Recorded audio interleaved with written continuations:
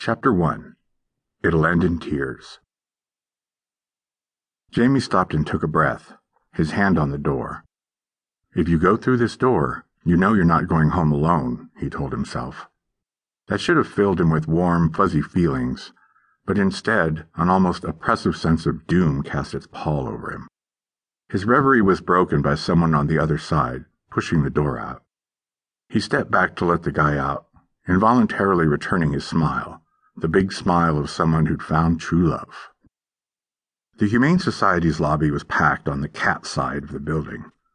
It looked like everyone had decided to adopt that day. There was a full complement of people working the front desk, all busy getting paperwork finished so the proud new parents could go home with their charges. A gaggle of new volunteers was getting their orientation tour, and the lobby was full of families and singles like himself, looking at the cats. There must be more people than animals here today, he thought, and there were a lot of cats. Cats in cages along the hall, cats in the community rooms, cats in boxes crying. It's like Cat Costco in here. "Hi, can I help you?" asked a cheerful middle-aged volunteer whose name tag said Nina. Yeah, I'm here to look at cats." That sounded stupid. Of course you are. What else is there to look at? But he couldn't bring himself to say, "I'm here to adopt a cat." "Great. Have you been here before?" "Yeah, I got my other cat here a year ago." "And you're here to get him a friend?"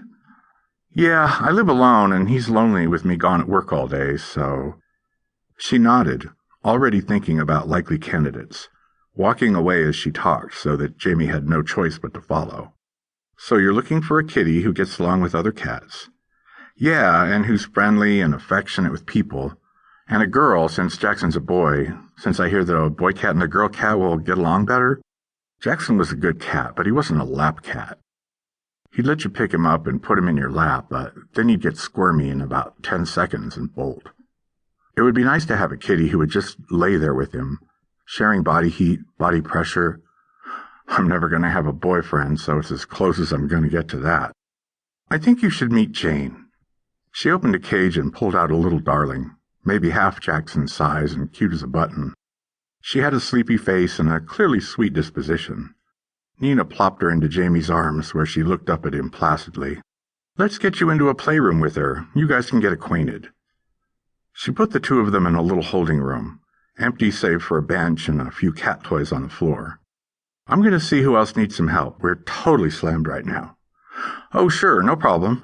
I'll be back to check on you guys." She closed the door behind her, leaving the two of them together. Jamie looked at Jane, and Jane looked at Jamie. She made a figure 8 around his legs, rubbing sinuously and marking him as her own. She's adorable, he thought, rubbing her eager face. Yeah, but would Jackson think so? His anxiety, momentarily diminished by Jane's loving nature, returned in force. What if he hated her? What if he didn't want to share Jamie with another cat? What if they fought and he attacked her and hurt her? What if he had to take her back? It would kill me, he thought, his face scrunching up. To rescue a cat out of here and then have to put her back here? What if it all ends in tears? Besides, he thought with morbid humor, how sick does that sound? Jamie, Jackson, and Jane? Jackson had come from the Humane Society with his name, and so would Jane. But it would sound to anyone else like he was a crazy cat lady. Jane sneezed. And what if she's sick?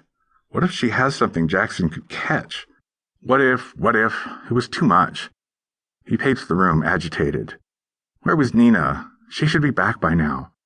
But there were just too many people here for her to wait on him alone. He saw a volunteer through the window and waved frantically. "Can you put her back in her cage?" "Sure," the girl said. "What's her name?" "Jane." "Oh, yeah, this is Jane. Oh, she's a sweetheart. Are you going to adopt her?" "Not today," he said, guilt and grief flooding his mind. "Okay," she said brightly, and he remembered that this happened all the time. People looked and left all the time without adopting, at least not that day. He wasn't a villain for going home alone today. Just felt like it.